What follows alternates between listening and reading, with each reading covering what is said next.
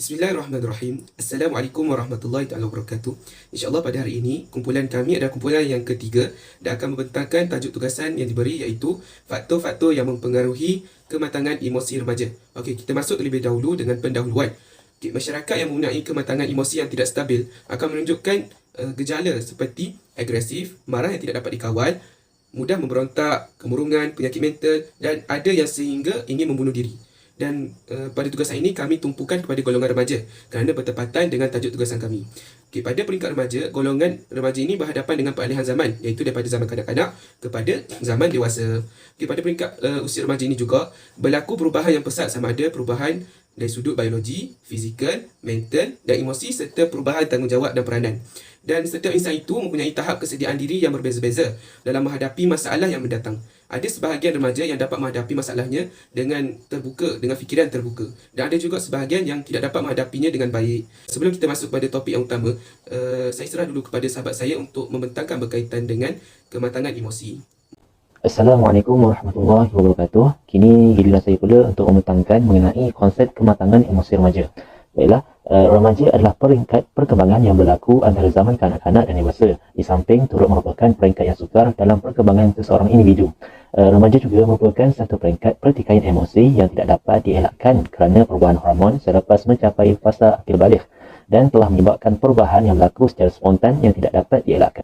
Kematangan emosi dapat dilihat apabila seseorang remaja sudah mahir menilai situasi secara teliti terlebih dahulu dan berfikir sebelum bertindak tanpa mengira keadaan. Kematangan emosi juga boleh didefinisikan sebagai kemampuan individu untuk bersikap toleransi, dapat mengawal perasaan, boleh menerima diri sendiri dan juga orang lain di samping mampu menyatakan emosinya secara konstruktif. Baiklah, kita pergi ke topik seterusnya iaitu tahap perkembangan kematangan emosi remaja.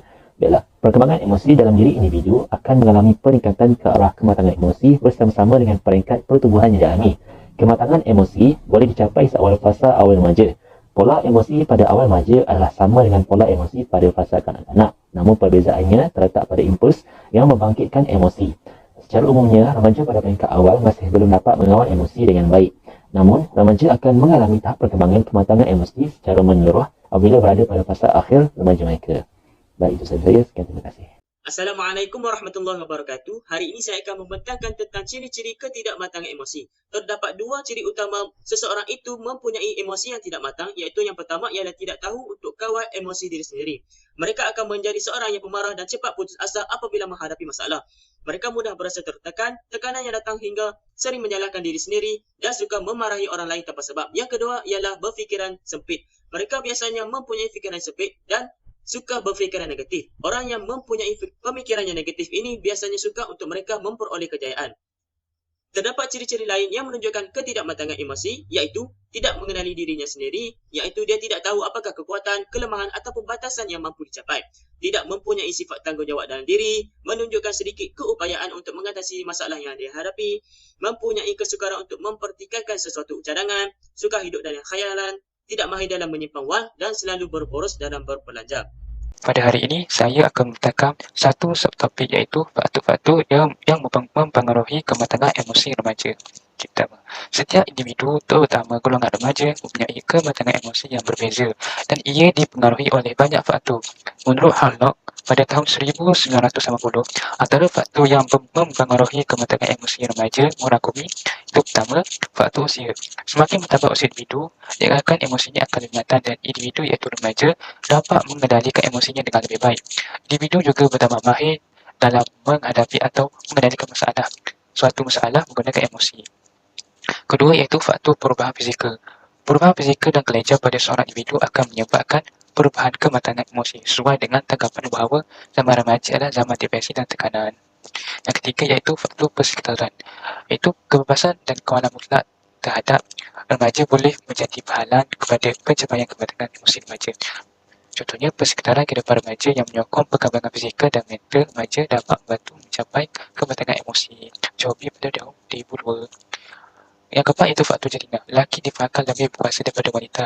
Mereka mempunyai kesedaran tentang kelakian terhadap diri mereka. Oleh itu, mereka tidak mempunyai kecenderungan dalam meluahkan emosi seperti yang dilakukan oleh wanita. Ini menunjukkan bahawa lelaki mempunyai emosi yang tidak matang jika dibandingkan dengan perempuan. Sandrock pada tahun 2003. Yang terakhir iaitu faktor pengalaman.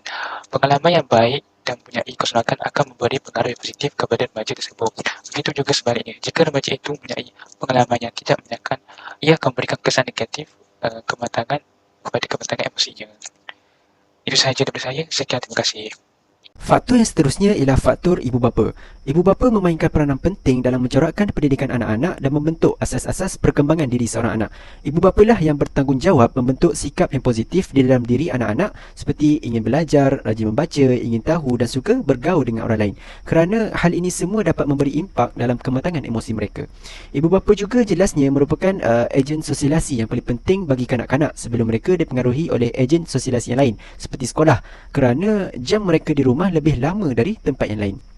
Berdasarkan kajian yang dilakukan oleh Asmah dan Zulaika 2004, ibu bapa memainkan peranan yang cukup penting dalam menangani salah laku sosial dalam kalangan remaja kerana ibu bapa mempunyai pengaruh yang cukup kuat dalam memberi sumbangan terhadap pembentukan akhlak di kalangan remaja.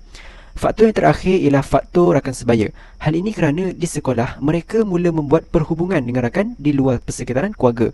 Di sini kita akan nampak dengan jelas bahawa remaja sedang melalui transisi daripada interaksi sosial di dalam keluarga kepada peranan dan kedudukan sebagai orang dewasa. Maka pengaruh rakan sebaya adalah penting dalam perkembangan remaja, khasnya dari perkembangan intelek, sasiah, emosi dan sosial. Rakan sebaya merupakan antara faktor penting yang menyebabkan golongan remaja terjerumus kepada perlakuan salah laku sosial seperti masalah ketagihan merokok, dadah dan alkohol di kalangan remaja berusia 18 tahun. Hal ini semua dapat memberi kesan yang besar dalam kematangan emosi mereka. Seterusnya ialah langkah-langkah untuk mengatasi masalah ketidakmatangan emosi. Yang pertama ialah menguatkan peranan ibu bapa. Tunjuk ajar yang diterapkan dalam keluarga menunjukkan cara-cara ibu bapa dalam hubungan dengan anak. Pada peringkat bayi, mereka sangat bergantung pada ibu bapanya. Apabila aspek emosional anak telah terbina, maka akan muncul sesuatu ketertarikan secara terbuka antara ibu bapa dan anak. Dan yang terakhir ialah keupayaan meningkatkan kematangan emosi. Kematangan emosi remaja boleh ditingkatkan untuk menguatkan emosi dengan cara latihan fizik yang berat seperti bersenam, bekerja, ketawa ataupun menangis. Dalam bimbingan dan kaunseling, kaunselor berupaya untuk membentuk kematangan emosi dan yang terakhir ialah kaunselor hendaklah membantu membentuk komitmen seseorang remaja berkaitan dengan masalah yang dihadapi oleh mereka. Saya rasa itu sahaja daripada saya. InsyaAllah. Assalamualaikum warahmatullahi wabarakatuh. Okay, baik. Sebagai kesimpulannya, dalam proses kematangan emosi ini, perlunya kita untuk mencari ataupun berkawan dengan circle, yakni kelompok yang baik serta matang supaya kita juga dapat menjadikan mereka sebagai suri teladan. Dan kematangan emosi ini sangat berkait rapat dengan keputusan yang bakal kita buat dalam kehidupan ini. Kerana mempunyai emosi yang matang dapat membuatkan kita mempunyai pemikiran yang matang untuk kita membuat keputusan dalam kehidupan kita supaya lebih aman dan sejahtera. InsyaAllah. Wallahu a'lam. Assalamualaikum warahmatullahi wabarakatuh.